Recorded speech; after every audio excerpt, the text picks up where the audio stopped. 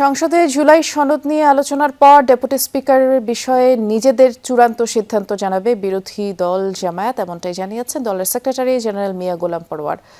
আপাতত সরকারের প্রস্তাব নাকচ করেছে জামায়াত সহ 11 দল।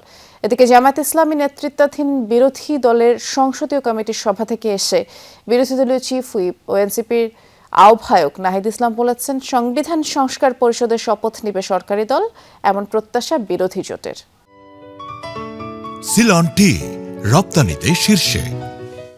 শপথ যেহেতু আমরা নিয়েছি সংবিধান সংস্কার পরিষদের সদস্য হিসেবে, সরকার দল নেয়নি, আমাদের একটা দাবি আছে যে সংবিধান সংস্কার পরিষদের শপথ নেওয়া এবং এই সংসদটাকে সংবিধান সংস্কার পরিষদ হিসেবে কার্যকর করা। জুলাই চার্টার নিয়ে আলোচনা হবে, সংস্কার নিয়ে আলোচনা হবে, সংবিধান সংস্কার পরিষদ নিয়ে আলোচনা হবে, then leader of the opposition will decide. আমাদের পার্লামেন্টারি মেম্বারদের আমরা নাকচ করেছি বলতে হবে। আমরা এই মুহূর্তে এইভাবে আমরা ডেপুটি স্পিকার তো নিতে চাইনি।